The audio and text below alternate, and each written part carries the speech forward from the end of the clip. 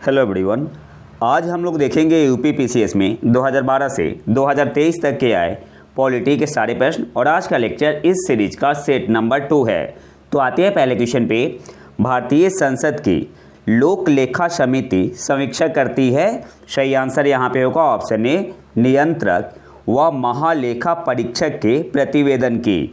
भारतीय संसद की लोक लेखा समिति समीक्षा करती है, तो ऑप्शन ए आपका यहाँ पे सही आंसर होगा, नियंत्रक व महालेखा परीक्षक के प्रतिवेदन की। आपके लिए एक होमवर्क है, आपको बताना है लोक लेखा समिति में कितने मेंबर है, कितने मेंबर होते हैं। इसका आंसर आपको कमेंट बॉक्स में बताना है। अगले क्वेश्चन पे आते हैं। निम्नलिखित राज्यों के गठन पर विचार कीजिए तथा इन्हें कालानुक्रम में व्यवस्थित कीजिए।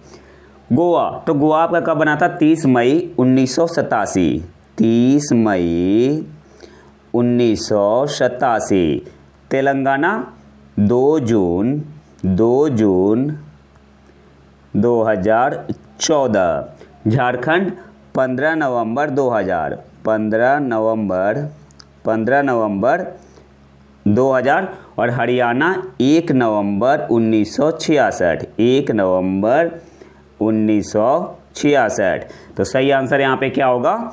ऑप्शन बी आपका यहाँ पे सही आंसर होगा। सबसे पहले चौथा हरियाणा, फिर आपका गोवा, फिर आपका झारखंड और फिर तेलंगाना। तो ऑप्शन बी आपका यहाँ पे सही आंसर होगा। अगले क्वेश्चन पे आते हैं।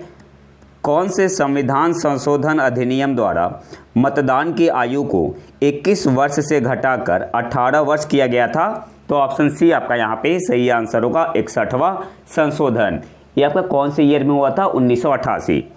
1988। अगले क्वेश्चन पे आते हैं। निम्नलिखित में से कौन से आयोग या समिति की सिफारिश पर भारत में अंतर्राज्यीय परिषद की स्थापना की गई? सही आंसर यहाँ पे क्या होगा? ऑप्शन डी आपका यहाँ पे सही आंसर हो जाएगा, सरकारिया आयोग। निम्नलिखित में से कौन से आयोग की सिफारिश पर भारत में अंतर्राज्यीय परिषद की स्थापना की गई? तो ऑप्शन डी आपका यहाँ पे सही आंसर होगा, सरकारिया आयोग। और सरकारिया आयोग गठित कब हुआ था? 1983 में। 1983 में गठित हुआ था। ये भी आपसे एग्जाम में पूछता है। इसके अलावा जो अंतर्राज्यीय परिषद है इसकी स्थापना कब हुई थी? 1990 में। 1990 में। और कौन से अनुच्छेद के तहत? तो अनुच्छेद आर्टिकल 263 के तहत। तो ये सारे इंपॉर्टेंट पॉइंट है। अगले क्वेश्चन पे आते हैं।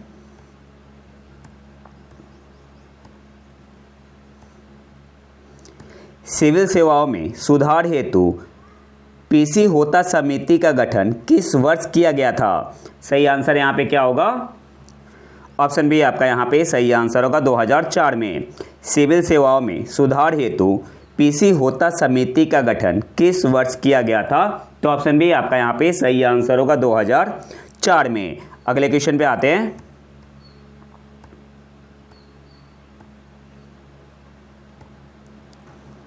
एक मिनट। राज्य लोक सेवा आयोग के सदस्य को हटाया जा सकता है। एक्चुअली थोड़ा मोबाइल काम नहीं कर रहा है तो थोड़ी दिक्कत हो रही है। तो सही आंसर यहाँ पे क्या होगा? ऑप्शन सी आपका यहाँ पे सही आंसर होगा, उच्चतम न्यायालय की जांच के पश्चात राष्ट्रपति द्वारा राज्य लोक सेवा आयोग के सदस्य को हटाया जा सकता है। तो ऑप्शन सी आपका यहाँ पे सही आंसर होगा, उच्चतम न्यायालय की जांच के पश्चात राष्ट्रपति द्वारा। अगले क्वेश्चन पे आते हैं। नीचे दिए गए तथ्यों पर ध्यान दीजिए। पहला क्या है? भारत के प्रथम मुख्य निर्वाचन आयुक्त सुकुमार सेन थे। तो आपका पहला स्टेटमेंट सही है। सेकंड क्या है? भारत की पहली महिला मुख्य निर्वाचन आयुक्त रमा देवी थी। तो आपको बताना है कौन सा सही है। तो दोनों सही है। तो ऑप्शन सी आपका यहाँ पे सही आंसर होगा, 1 और 2 दोनों सही है। अगले क्वेश्चन पे आते हैं। निम्नलिखित में से किस व्यक्ति ने मूल अधिकारों को हमारे लोगों के लिए एक प्रतिज्ञा तथा सभ्य विश्व के साथ किया गया समझौता कहा था? तो किसने कहा था? डॉक्टर एस राधाकृष्णन जी ने।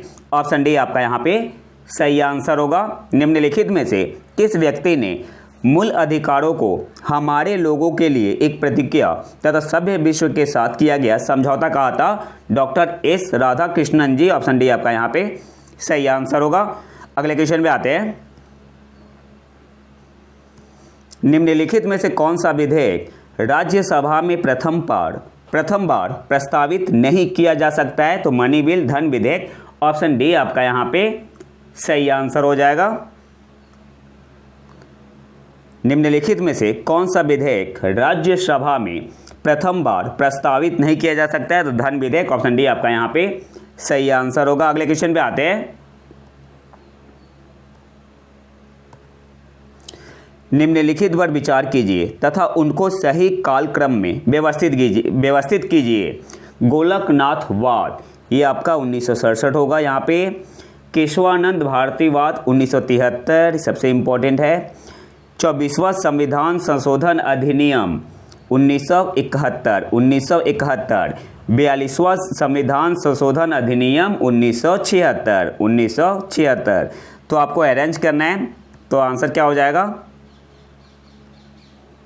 ऑप्शन ए आपका यहाँ पे सही आंसर होगा। सबसे पहले पहला, फिर तीसरा, फिर दूसरा और फिर चौथा। सबसे पहले आपका गोलकनाथवाद 1967, फिर आपका होगा 24वां संविधान संशोधन अधिनियम 1971, फिर आपका होगा केशवानंद भारतीवाद 1973 और सबसे आखिरी में 42वां संविधान संशोधन अधिनियम 1976। अगले क्वेश्चन पे आते हैं। सूची 1 को सूची 2 से मिलाना है। एक तरफ राज्य है, दूसरी तरफ राज्यसभा में प्रतिनिधि कितने हैं? तो राजस्थान से कितने हैं? 10 है। तो ए का आपका हो जाएगा पहला, ए का पहला हो जाएगा। गुजरात से 11 है, तो बी का तीसरा हो जाएगा, बी का आपका हो जाएगा तीसरा। कर्नाटक से 12 है, तो कर्नाटक से 12, सी का चौथा। और पंजाब से कितने हैं? 7, डी का दूसरा। और यूपी से कितने हैं? इसका आंसर आपको कमेंट बॉक्स में बताना है। तो 1 3 4 2 कौन से ऑप्शन में है? 1 3 4 2। तो ऑप्शन है आपका यहाँ पे सही आंसर हो जाएगा। अगले क्वेश्चन पे आते हैं। नीचे 2 कथन दिए गए हैं, जिनमें एक को कथन और दूसरे को कारण कहा गया है। कथन क्या है? भारतीय राजनीतिक व्यवस्था की प्रकृति में निरंतरता एवं परिवर्तन के तत्व मूर्त रूप में पाए जाते हैं। और कारण क्या है? भारतीय राजनीतिक व्यवस्था में निम्न राजनीतिक कार्यशैलियों जैसे आधुनिक शैली, परंपरागत शैली तथा संत शैली के तत्व समाहित है। तो आपको यहाँ पे बताना है कि सही आंसर क्या होगा? ए और आर दोनों सही है तथा आर ए की सही व्याख्या करता है। ऑप्शन है आपका यहाँ पे सही आंसर होगा। कथन क्या है? भारतीय राजनीतिक व्यवस्था की प्रकृति में निरंतरता एवं परिवर्तन के तत्व मूर्त रूप में पाए जाते हैं। कारण क्या बता रहे हैं? भारतीय राजनीतिक व्यवस्था में निम्न राजनीतिक कार्यशैलियों जैसे आधुनिक शैली, परंपरागत शैली तथा संत शैली के तत्व समाहित है। तो ऑप्शन है आपका यहाँ पे सही आंसर होगा। ए और आर दोनों सही है तथा आर ए की सही व्याख्या करता है। अगले क्वेश्चन पे आते हैं। सूची 1 को सूची 2 से मिलाना है। तो भारतीय शस्त्र अधिनियम, इसका आपका क्या हो जाएगा? 1878। तो ए का आपका हो जाएगा सेकेंड, मैं यहाँ पे लिख दे रहा हूँ, ए का सेकेंड हो जाएगा। शाही पद अधिनियम 1876, तो बी का आपका हो जाएगा पहला। सी क्या है? भारतीय उच्च न्यायालय अधिनियम 1861, तो सी का आपका हो जाएगा चौथा, सी का चौथा हो जाएगा। और भारतीय विवाह विच्छेद अधिनियम 1869, डी का आपका हो जाएगा तीसरा। 2143 कौन से ऑप्शन में है? 2143 ऑप्शन डी आपका यहाँ पे सही आंसर हो जाएगा। अगले क्वेश्चन पे आते हैं।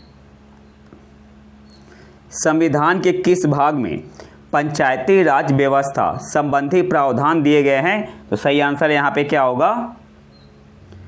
भाग 9 में। ऑप्शन है आपका यहाँ पे सही आंसर होगा। संविधान के किस भाग में पंचायती राज व्यवस्था संबंधी प्रावधान दिए गए हैं? पार्ट 9 में है। तो ऑप्शन है आपका यहाँ पे सही आंसर होगा। अगले क्वेश्चन पे आते हैं। भारतीय संघात्मक व्यवस्था में तृतीय तल कब जोड़ा गया? 1993 में। ऑप्शन डी आपका यहाँ पे सही आंसर होगा। अगले क्वेश्चन पे आते हैं। निम्नलिखित में से कौन सा संविधान के अनुच्छेद 3 के तहत संसद के एक कानून द्वारा संभव नहीं है? तो सही आंसर यहाँ पे होगा ऑप्शन डी, नए राज्यों का प्रवेश। निम्नलिखित में से कौन सा संविधान के अनुच्छेद 3 के तहत संसद के एक कानून द्वारा संभव नहीं है? तो ऑप्शन डी आपका यहाँ पे सही आंसर होगा, नए राज्यों का प्रवेश। सही आंसर क्या हो जाएगा? Option D. अगले क्वेश्चन पे आते हैं। निम्न में से कौन से पदाधिकारियों को हटाने में संसद की कोई भूमिका नहीं होती है? पहला है आपका उच्च न्यायालय के न्यायाधीशों, इसमें होती है तो ये तो होगा नहीं, आपको सही बताना है। उच्चतम न्यायालय के न्यायाधीशों, ये भी होता है। अध्यक्ष लोक सेवा आयोग, ये सही है, इसमें संसद की कोई भूमिका नहीं होती है। चौथा क्या है? भारत का नियंत्रक और महालेखा परीक्षक नहीं। तो केवल तीसरा आपका सही है, कौन से ऑप्शन में है? तो ऑप्शन डी आपका यहाँ पे सही आंसर होगा, केवल 3। अगले क्वेश्चन पे आते हैं। पंचायतों के लिए कराए जाने वाले सभी निर्वाचनों के संचालन का अधीक्षण, निदेशन और नियंत्रण निहित होता है तो राज्य निर्वाचन आयोग में। ऑप्शन डी आपका यहाँ पे सही आंसर होगा। अगले क्वेश्चन पे आते हैं।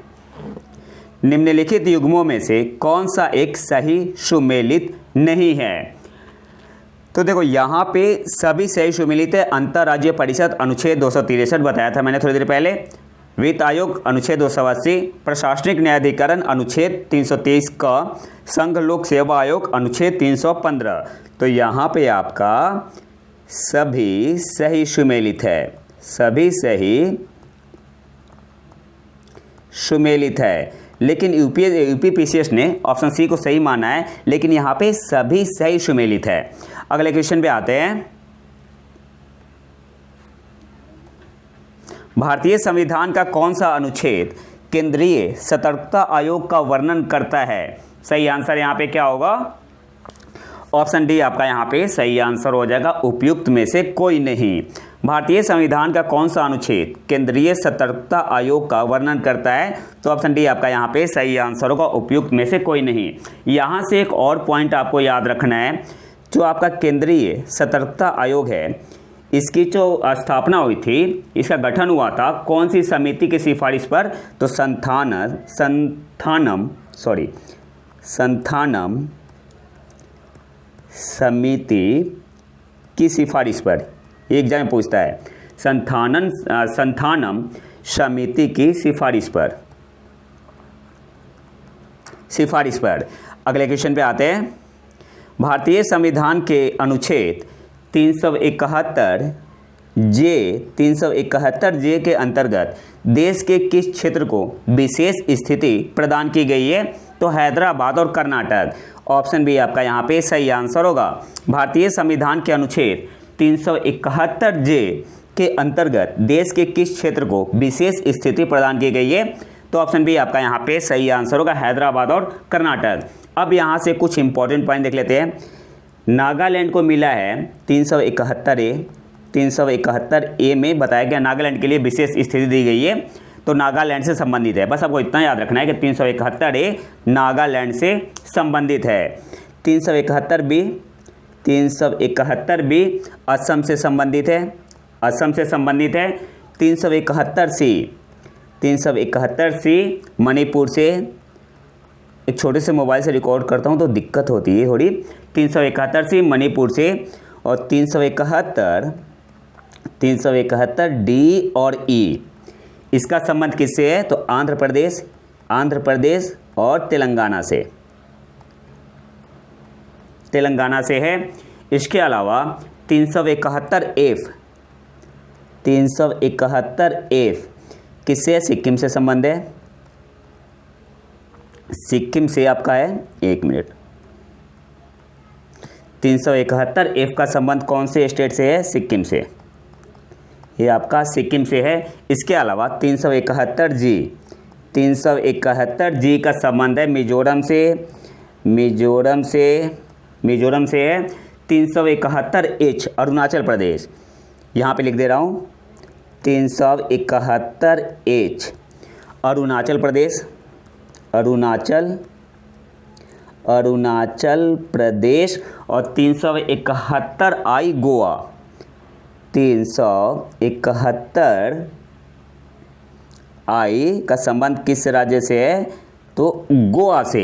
ये सारे इंपॉर्टेंट पॉइंट हैं, थोड़ी दिक्कत हुई लिखने में। अगले क्वेश्चन पे आते हैं। निम्नलिखित में से कौन सा एक सही सुमेलित नहीं है? तो सही आंसर यहाँ पे क्या होगा? सही आंसर आपका यहाँ पे हो जाएगा ऑप्शन सी, भारत का महान न्यायवादी। ये कौन से भाग में है आपका? तो ये है आपका भारत का महान न्यायवादी, भाग 5 में है। ये आपका है भाग 5 में है। और कौन से अनुच्छेद में? तो अनुच्छेद 76 में, 76 में। अगले क्वेश्चन पे आते हैं। भारतीय संसद की सबसे बड़ी समिति कौन सी है? तो प्राक्कलन समिति है। कितने मेंबर है? 30 मेंबर है, 30। और सभी कहाँ से होते हैं? लोकसभा से। 30 मेंबर कहाँ से होते हैं? लोकसभा से। अगले क्वेश्चन पे आते हैं। भारतीय संविधान के कौन से अनुच्छेद नागरिकता से संबंधित है? सही आंसर यहाँ पे क्या होगा? ऑप्शन सी आपका यहाँ पे सही आंसर होगा, अनुच्छेद 5 से 11। भारतीय संविधान के कौन से अनुच्छेद नागरिकता से संबंधित है? तो ऑप्शन सी आपका यहाँ पे सही आंसर हो जाएगा, अनुच्छेद 5 से 11। अगले क्वेश्चन पे आते हैं। राज्यों में मुख्यमंत्री सहित मंत्री परिषद में मंत्रियों की न्यूनतम संख्या क्या हो सकती है? तो ऑप्शन बी आपका यहाँ पे सही आंसर हो जाएगा, 12। अगले क्वेश्चन पे आते हैं। भारत के सर्वोच्च न्यायालय ने संविधान के आधारभूत ढांचे के सिद्धांत को स्पष्ट किया। तो ऑप्शन बी आपका यहाँ पे सही आंसर होगा, केशवानंद भारती वाद 1973 में। अगले क्वेश्चन पे आते हैं। निम्नलिखित में से कौन सा एक सही सुमेलित नहीं है? तो अनुच्छेद 39A समान न्याय एवं निःशुल्क विधिक सहायता सही सुमेलित है। अनुच्छेद 40 ग्राम पंचायतों का संगठन सही सुमेलित है। अनुच्छेद 44 समान नागरिक संहिता सही सुमेलित है। अनुच्छेद 48 न्यायपालिका का कार्यपालिका से पृथक्करण, ये आपका सही सुमेलित नहीं है। तो फिर अनुच्छेद 48 में है क्या? तो कृषि और पशुपालन का संगठन है। मैं यहाँ पे लिख दे रहा हूँ, कृषि एवं पशुपालन का संगठन। और हाँ, चैनल को सब्सक्राइब जरूर कर ले। अनुच्छेद 48 में क्या है? कृषि एवं पशुपालन का संगठन। तो ऑप्शन डी आपका यहाँ पे सही सुमेलित नहीं है। अगले क्वेश्चन पे आते हैं। भारत के महान न्यायवादी के संदर्भ में निम्नलिखित कथनों पर विचार कीजिए। पहला क्या है आपका? राष्ट्रपति किसी ऐसे व्यक्ति की नियुक्ति करेगा जो उच्चतम न्यायालय के न्यायाधीश के रूप में नियुक्ति के लिए अर्हता रखता होगा। तो हाँ, पहला सही है। दूसरा क्या है? महान न्यायवादी इतना पारिश्रमिक प्राप्त करेगा जो संसद अवधारित करेगी। नहीं, ये प्रेसिडेंट पे डिपेंड करता है, ठीक है। तो सेकंड गलत है, पहला आपका सही है। सेकंड गलत है, पहला आपका सही है। यहाँ पे संसद की जगह प्रेसिडेंट होगा। तो कौन सा ऑप्शन सही हो जाएगा आपका? ऑप्शन ए केवल एक सही है। अगले क्वेश्चन पे आते हैं। नीचे 2 कथन दिए गए हैं जिनमें एक को कथन तथा दूसरे को कारण कहा गया है। कथन क्या है? भारतीय संघात्मक व्यवस्था को अर्ध संघात्मक कहा जाता है। कारण क्या बता रहा है? कि भारत में एक स्वतंत्र न्यायपालिका है जिसे न्यायिक पुनरीक्षण का अधिकार है। तो यहाँ पे ए और आर दोनों सही है, परंतु आर ए की सही व्याख्या नहीं करता है। तो आंसर क्या होगा? ए और आर दोनों सही, ए और आर दोनों सही है, दोनों सही है, लेकिन आर ए की सही व्याख्या नहीं करता है, सही व्याख्या नहीं करता है, ठीक है। अगले क्वेश्चन पे आते हैं। निम्नलिखित में से किस पर गतिरोध दूर करने हेतु लोकसभा और राज्यसभा की संयुक्त बैठक हो सकती है? तो सही आंसर यहाँ पे क्या होगा? सामान्य विधेयक। ऑप्शन ए आपका यहाँ पे सही आंसर होगा। अगले क्वेश्चन पे आते हैं। सूची 1 को सूची 2 से मिलाना है। तो अनुच्छेद 61 में क्या है आपका? अनुच्छेद 61 में है राष्ट्रपति पर महाभियोग। तो ए का आपका क्या हो जाएगा? दूसरा। मैं यहाँ पे लिख दे रहा हूँ, ए का दूसरा हो जाएगा। बी क्या है? अनुच्छेद 67 ख, इसमें आपका क्या है? उपराष्ट्रपति को हटाना। तो बी का आपका क्या हो जाएगा? तीसरा। बी का हो जाएगा तीसरा। सी क्या है? अनुच्छेद 94, इसमें क्या है? स्पीकर को हटाना। तो सी का आपका हो जाएगा चौथा। सी का चौथा। तो डी का क्या हो जाएगा? अनुच्छेद 90 में क्या है? राज्यसभा के उपसभापति को हटाना। तो डी का पहला, ए का दूसरा, बी का तीसरा, सी का चौथा, डी का पहला। अगले क्वेश्चन पे आते हैं।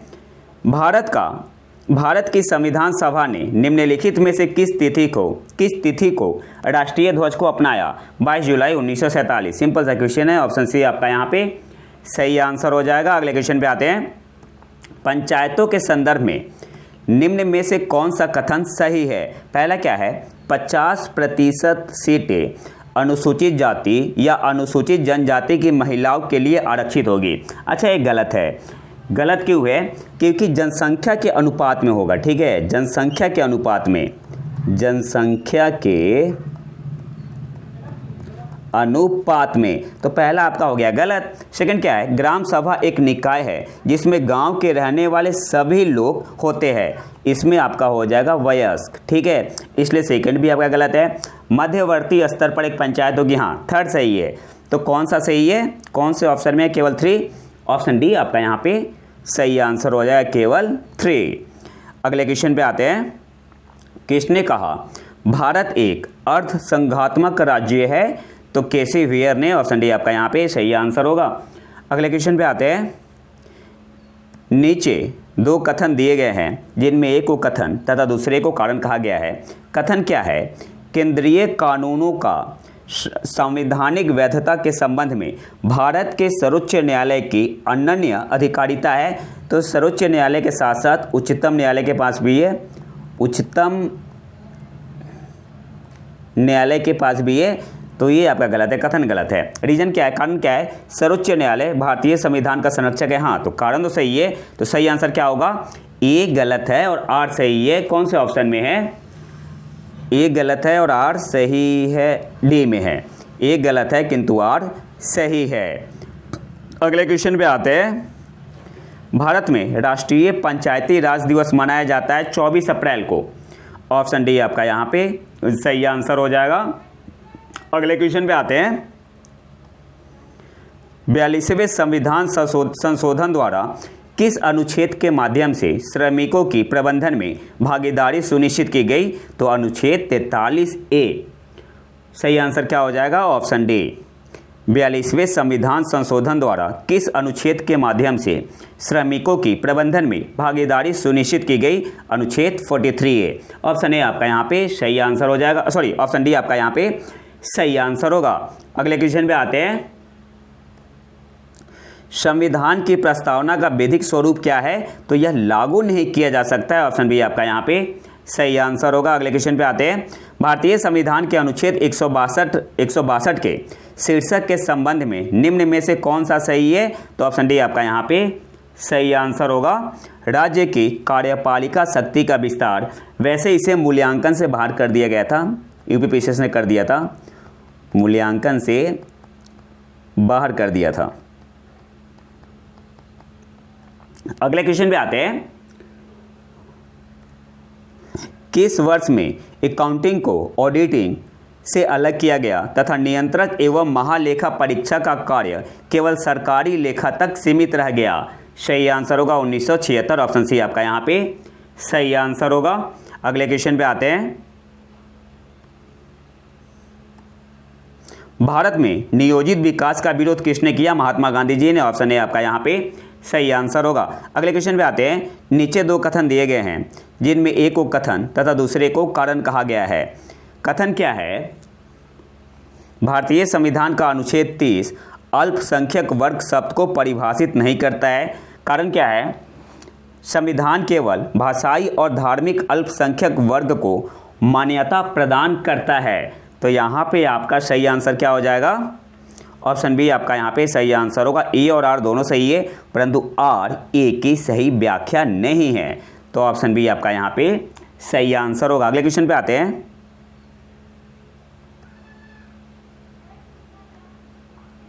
भारतीय संघात्मक व्यवस्था के संदर्भ में निम्नलिखित में से कौन सा सही है? पहला क्या आपका? भारतीय संविधान के अंतर्गत राज्यों को संघ से अलग होने का अधिकार नहीं है। बिल्कुल सही है। सेकंड क्या है? अलग होने की मात्र वकालत करने पर अभिव्यक्ति की स्वतंत्रता की सुरक्षा मिलेगी? नहीं, ऐसा कुछ भी नहीं है। तो सेकंड आपका गलत है। तो सही आंसर क्या हो जाएगा, केवल 1। ऑप्शन ए आपका यहाँ पे सही आंसर होगा। अगले क्वेश्चन पे आते हैं।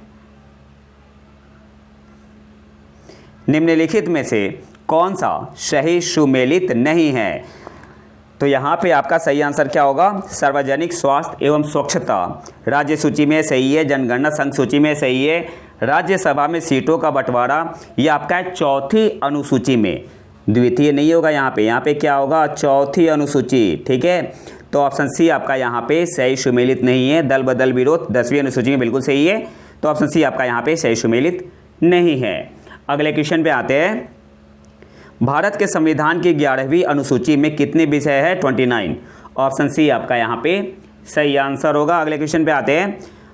प्रधानमंत्री कार्यालय पीएमओ के संबंध में निम्नलिखित में से कौन सा कथन सत्य है? यह 1977 में अस्तित्व में आया। तो पहला आपका सही है। सेकंड क्या है, इसका प्रधान कैबिनेट सचिव होता है, ये गलत है। अच्छा, एक गलत क्यों है, कैबिनेट सचिव नहीं होता है, कौन होता है, प्रधान सचिव होता है, प्रिंसिपल सेक्रेटरी होता है, प्रधान सचिव होगा यहाँ पे आपका हो जाएगा प्रधान सचिव। अच्छा, आपको बताना है अभी करंट में प्रिंसिपल सेक्रेटरी कौन है, इसका आंसर आपको कमेंट बॉक्स में बताना है।